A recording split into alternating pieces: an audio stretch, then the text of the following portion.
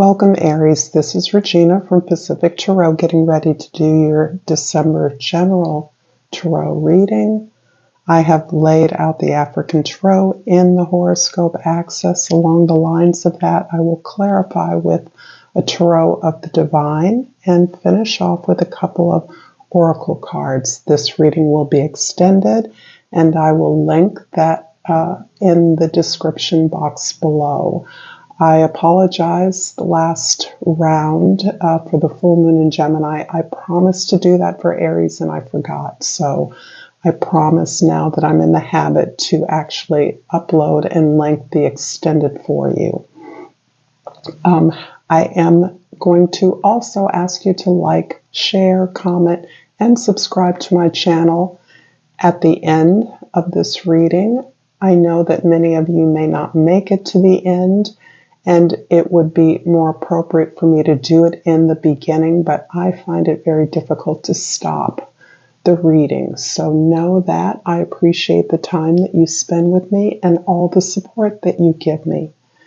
Thank you, and I'm going to get started with your overall energy for December, the last month of 2023, and we have the Ace of Cups. This is really about your creative flow.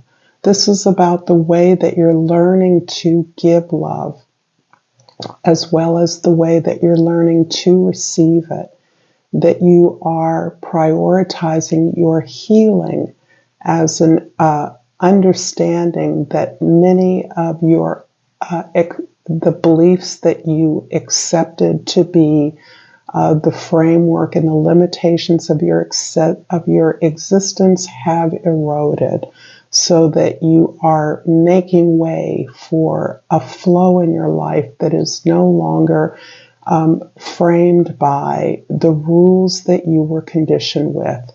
This is opening up to a completely new set of spiritual beliefs, primarily a belief in your own experience, your own emotions, and the desire and ability to follow your dreams, to live in the miraculous, meaning what has yet to be created.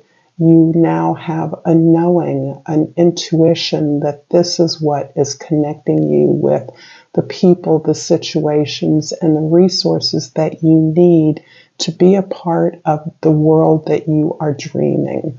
So this is about a powerful healing that you're experiencing. We're still in this full moon, the beaver moon, the freezing moon energy as I'm doing this reading. So that is impacting your not only healing, but your desire to integrate what it is that you're learning and to breathe, to take your time, to step back, to heal yourself means to rest deeply. In the 10th house, the house of your social identity, we have the 10 of Pentacles. And this is really about the commitment that you've made to the concrete steps in creating the world that you want to be a part of. So it is not simply enough to dream the world, to understand and live in the miracle of the way that your love can produce experiences in the world. It is important that you are a part of the practical steps to do that. And this is really the actions that have resulted in this experience of growing into your cultural and ancestral heritage. The world we want to see in many ways is an evolution of our past experiences, the past experiences of our ancestors, the heritage of our culture that is showing us the ways and the opportunities that exist for us to build that abundance, to maximize that abundance that exists in our world, and to help others to access that as well. So this is about a larger sharing of an inheritance that you are now actively participating in. a beautiful card of transition, growth, and maximum abundance on your own terms. In the first house, the King of Cups is indicating that you have matured through this experience of learning about allowing yourself to have your individual experiences and the emotions that are generated by that. This is having explored the range of emotions that your past experiences have generated. So it's not about feeling happy all the time, feeling blessed all the time. It's about facing the range of sadnesses, loss, regret, sometimes even the sense of shame or blame, guilt that we have carried as a result of some misalignment with things that are not aligned for us, and really accepting the blessings and lessons of difficulties, challenges, and overcoming the resistance that the world has seemed to place in our path. The maturity that you've gained as a result of that is what is leading your efforts, leading your understanding of how to organize the better world, how to find the expression to your story that the world needs, that provides models, examples, and support, instructions, guidance for others. In the fourth house, we have the Seven of Wands. As if Aries needed any more encouragement to speak their mind, this is it.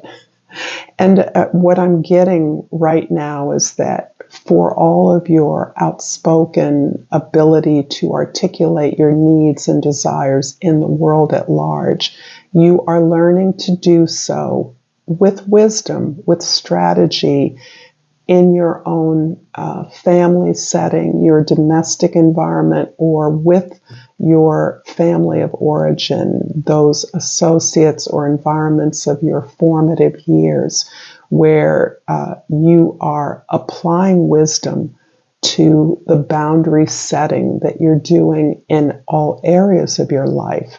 But with intimates, with family members, even with those who have passed, you are learning how to share your self-knowledge in a way that is strategically appropriate, knowing when to speak out without ever harming your degree of activating your own liberation. So you're not holding up the pursuit of your desires because of the discomfort of others or the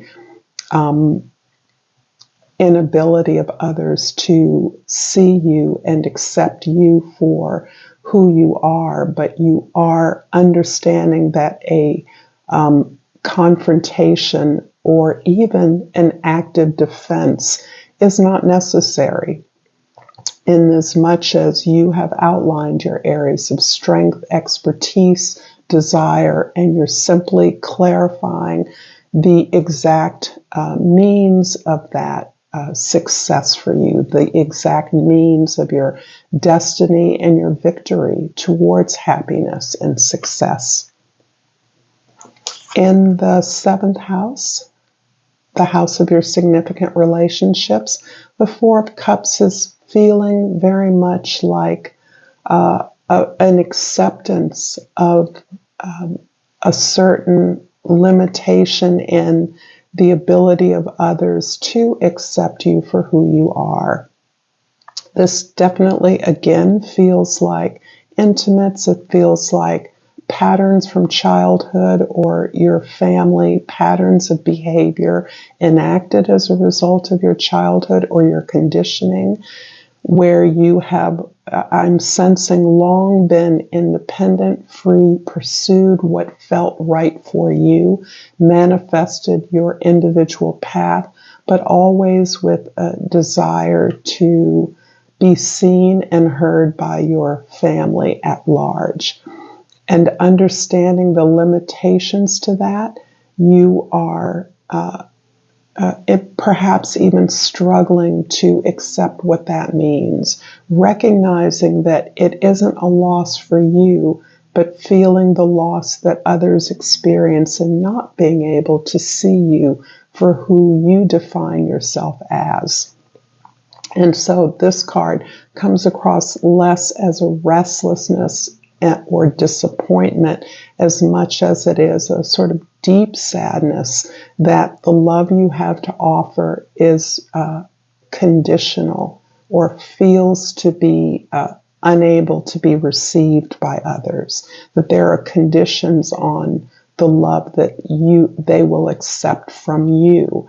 And that is it hurts your heart. It's saddening, but it's also liberating you to recognize that you can't be stopped by the inability or the guilt or shame that perhaps family members project onto you for being the way that you are, for moving on your path, for creating an independent path. I'm going to clarify the 10th house because this is the midheaven in your chart of the sky and represents the highest star in your sky, your inspiration, your destiny. And so the Queen of Cups is clarifying the 10 of Pentacles in the 9th house, and the 8 of Wands is clarifying the 10 of Pentacles in the 11th house. This is really indicating the direction you're moving in. So I'm sensing a kind of balancing act because I'm observing the number 8 and I'm observing that this is a graduation from the sense of autonomy, independence, clear boundaries, and a kind of personal liberation that you're activating. But this is translating into the world where you're taking these concrete steps and you are expressing this love. You are allowing yourself to receive the love that you give to the world, to others, inasmuch as you feel pointed towards sharing this heritage that you're a part of. Telling your story in a way that you understand fits into a larger cultural narrative that you're a part of. This can be particularly stimulating, as always, for creatives, but it doesn't matter what your activity, profession, or work is, you are expressing this love and allowing yourself to receive this love from your ancestors, allowing yourself to revel in the stories of your past, of your family, of your ancestry, of your country of origin, the stories of your ancestors, so that you are seeing yourself in those stories, and yet you're seeing the way that those stories and the strength, the resources that these stories narrate for you are relevant to creating the world concretely in the way that you want to. There's a strong kind of research, networking, organizing flavor to this particular set of cards. I'm feeling this energy for you to continue research on something that you may have felt stymied on for a while as you work through your own family drama or story.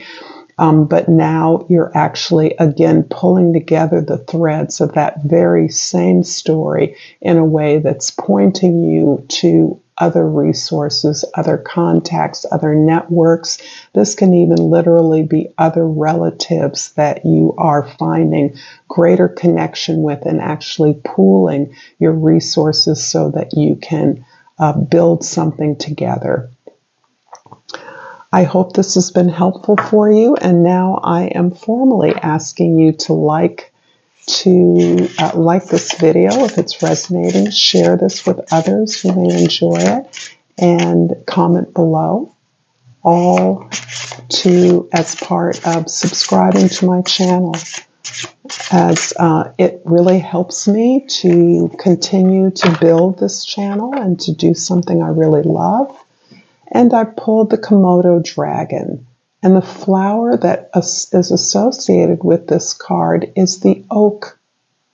The beautiful oak leaves here, which are a little bit reminiscent of fig leaves. And the key word is steadfastness.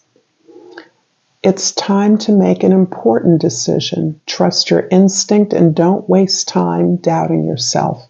Opportunity awaits. And I'm also going to pull a language of flowers. During this freezing moon, it's always beautiful to me, the flowers that bloom in the winter. And I pulled the Lenten rose, and the Lenten rose is sort of like the native rose. The key word is protection. Conserve what you have and save a little. Thank you so much, Aries. I will continue this reading in the extended link below in the description box. Until next time, namaste.